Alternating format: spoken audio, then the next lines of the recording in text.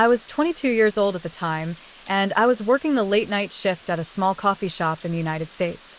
It was a normal job. Nothing special. I made drinks, cleaned tables, and waited for the sun to come up.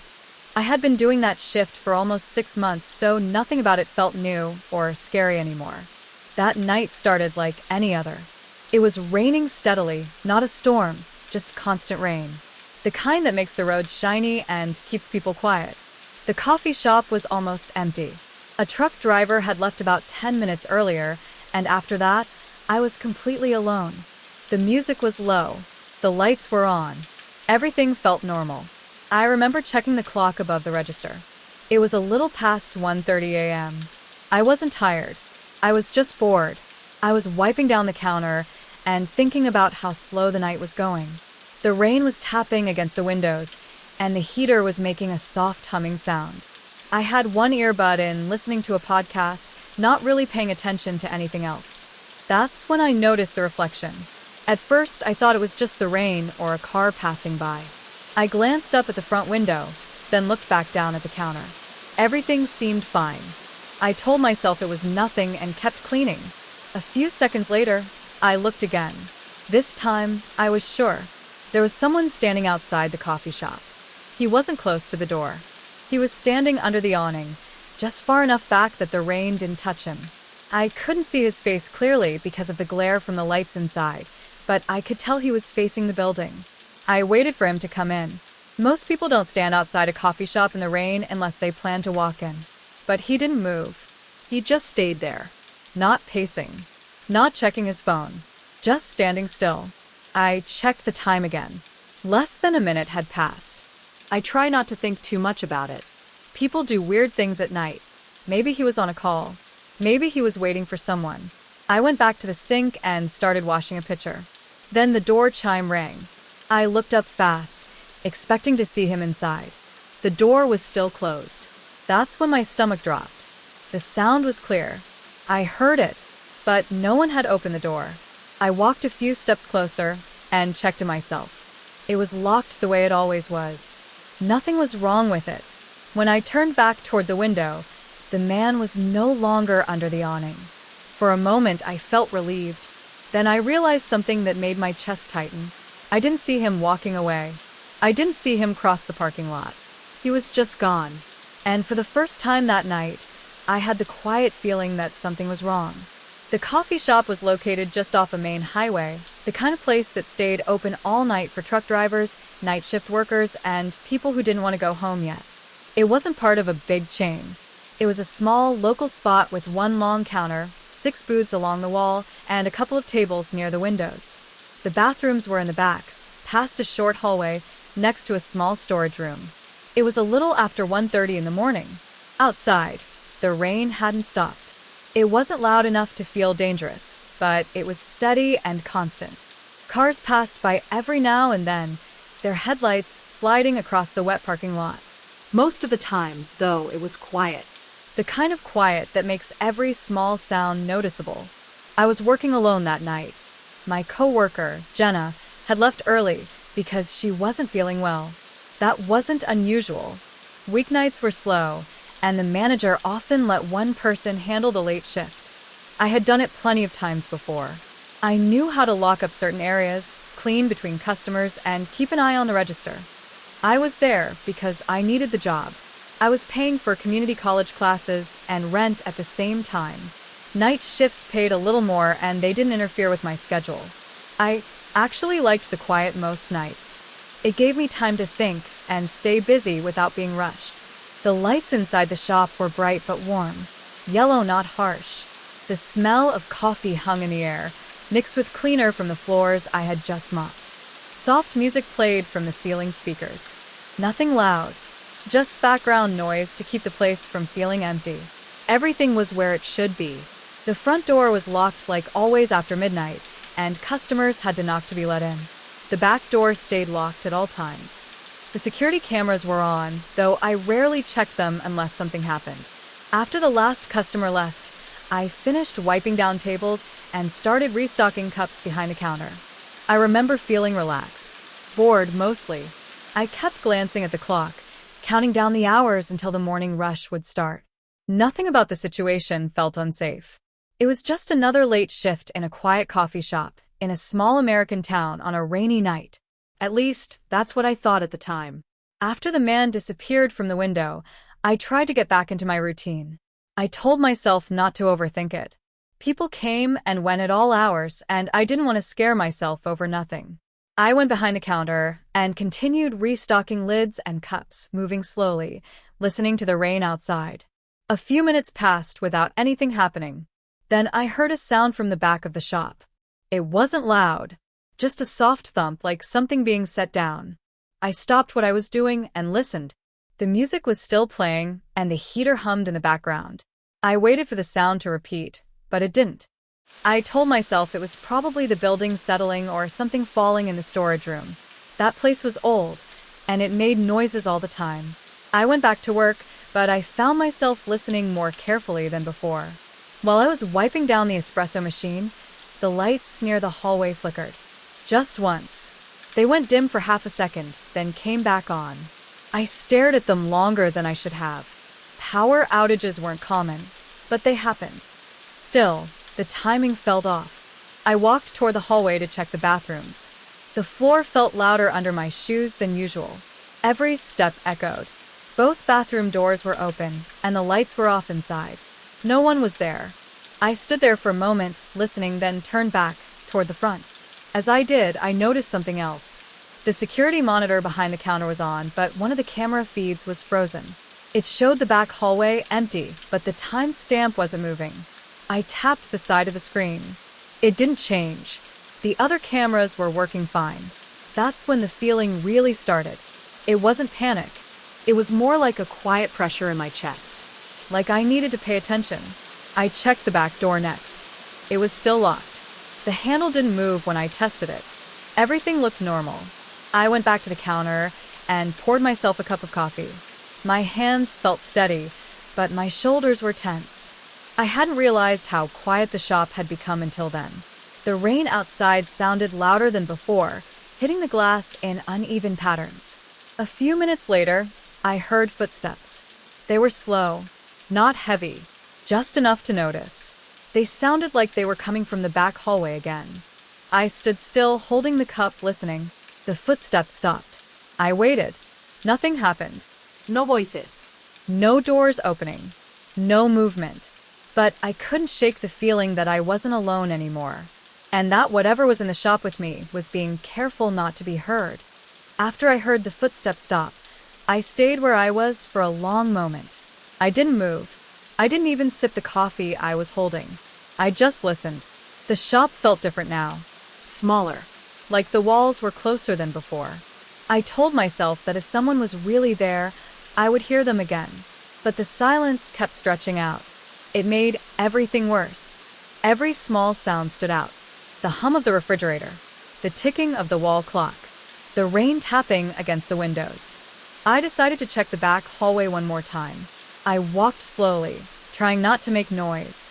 When I reached the hallway, the lights were off again. I was sure they had been on earlier. I reached for the switch and flipped it. Nothing happened. The bulbs stayed dark. That's when I felt trapped. The front of the shop was lit and open, but the back felt cut off. I didn't like the idea of someone standing in the dark where I couldn't see them. I stepped back toward the counter, keeping my eyes on the hallway. As I did, I heard the back door handle move. It wasn't rattling. It was slow and controlled, like someone was testing it. I froze. The sound stopped, then started again, just a little harder. Whoever was there knew the door was locked and was checking it anyway. My heart started beating faster, but my thoughts stayed clear. I grabbed my phone and unlocked it, keeping the screen dim. I didn't call anyone yet. I didn't want to make noise. Then I saw movement. The security monitor flickered, and the frozen camera feed jumped forward. For a second, I saw a shape in the back hallway. Tall. Close to the ceiling. Then the screen went back to normal like nothing had happened. I backed away from the counter. I realized then that the man I saw outside earlier wasn't gone. He was inside the building. Or he had found a way in. Either way, I was alone with him. The rain outside got heavier, and thunder rolled somewhere in the distance. The shop felt sealed off from the world. No cars, no people, just me and the sound of breathing coming from the hallway. It was faint, but I could hear it now, slow and steady. I moved toward the storage room, thinking about locking myself inside if I needed to. As I took a step, something scraped against the floor behind me. I turned around fast. The hallway light came on by itself. At the far end, I saw a silhouette. A man standing just out of reach of the light, his face still hidden in the dark. He didn't speak. He didn't move. He just stood there, close enough now that I knew he wasn't leaving. The moment I saw him standing at the end of the hallway, my body reacted before my mind did. I stepped back and nearly dropped my phone. The man didn't rush me. He didn't say a word. That somehow made it worse. He stayed where he was, half in the dark, watching. I asked who he was and how he got inside. My voice sounded steady, but it didn't feel that way. He didn't answer. He took one slow step forward. The light from the hallway showed part of his face, but not enough to recognize him. His eyes stayed on me the entire time. I moved behind the counter, putting distance between us. I reached down and grabbed the phone with both hands and started dialing 911. The screen lit up the area around me. I heard him move again, faster this time. His shoes scraped against the floor. That's when he ran. I dropped the phone and bolted toward the storage room. I could hear him behind me, close enough that I didn't dare look back. I slammed the door shut and locked it. The room was dark, with shelves stacked high with boxes. I backed into the corner, holding the door handle. He hit the door almost immediately. The impact was hard enough to shake the shelves. Boxes fell and hit the floor around me. He didn't try the handle at first. He just leaned against the door, breathing heavy. I could hear him right on the other side. I called 911 again, whispering this time. I gave them the address and told them someone was inside the shop with me. The operator told me to stay quiet and stay where I was. The man started hitting the door again, over and over, each time harder than the last. The lock bent, but it didn't break. I pressed my shoulder against the door, trying to keep it shut. Then everything went quiet. I stood there, barely breathing, listening. I thought he had left. Then I heard a scraping sound above me.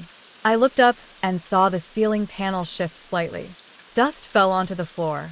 He was trying to climb. I backed away, heart pounding, ready to run if the door gave out. The ceiling creaked again, then stopped. Seconds passed. Then more. Finally, I heard shouting from the front of the shop. Loud voices. Police. The man slammed into the door one last time and then ran. I stayed in that storage room until an officer opened the door and told me it was safe. When the police finally opened the storage room door, my legs felt weak. I stepped out slowly, expecting to see the man in handcuffs on the floor. Instead, the shop looked empty. Chairs were knocked over, and the hallway ceiling panel was hanging open, but the man was gone. The officers told me to sit at one of the booths while they searched the building. 2 of them went into the back hallway. Another stayed with me and asked questions. I explained everything from the moment I noticed the man outside to the time I locked myself in the storage room. A few minutes later, one of the officers called the others over. They had found something. Behind the men's bathroom, there was a small maintenance space above the ceiling tiles. It wasn't meant for people, just wiring and pipes. One of the tiles had been pushed aside from above. Inside that space, they found a backpack. It didn't belong to the shop. Inside the backpack were gloves, duct tape, a flashlight, and a folding knife. There was also a half-empty bottle of water and food wrappers. The officer told me the food looked days old. That's when it hit me.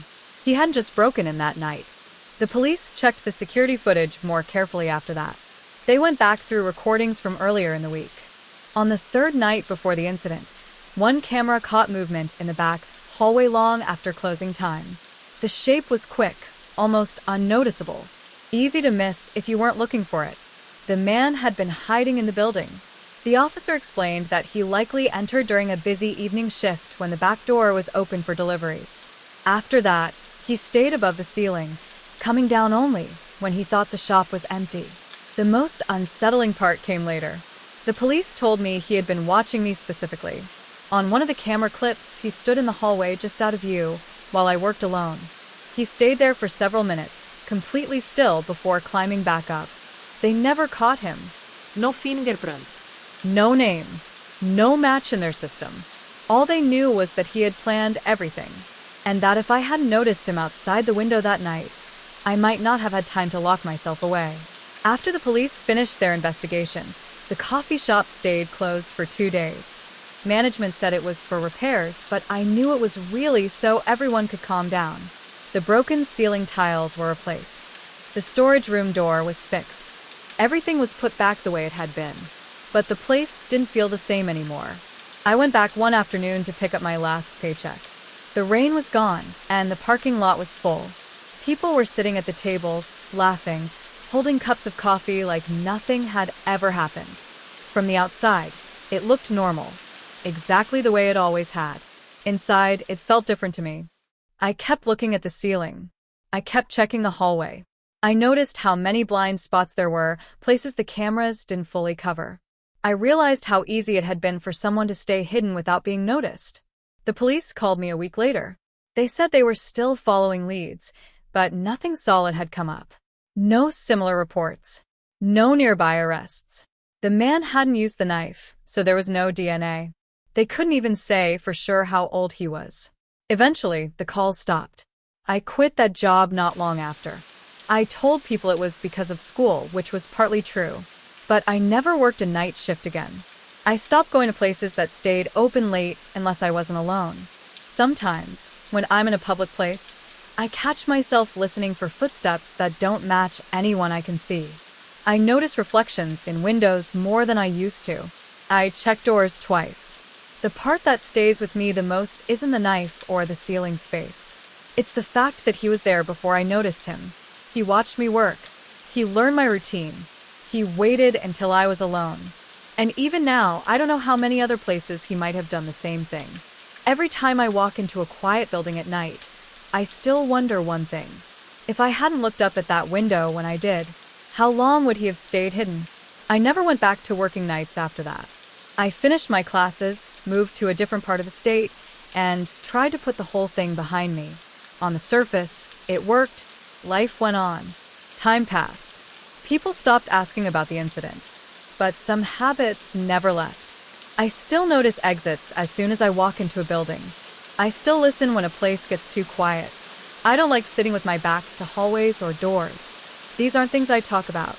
They're just there now, part of how I move through the world. A few months after I quit, I got an email from my old manager. She said they were reviewing older security footage again because something strange had come up. I asked what she meant, but she didn't explain much. She only said the police had requested copies from dates going back further than before. That part bothered me. Later that night, I tried to remember how many shifts I had worked alone before the incident. How many nights I assumed I was by myself. How many times I walked past the hallway without looking up. I realized something then that I hadn't allowed myself to think about before. The night I saw him outside wasn't the first night he watched me. It was just the first night I noticed.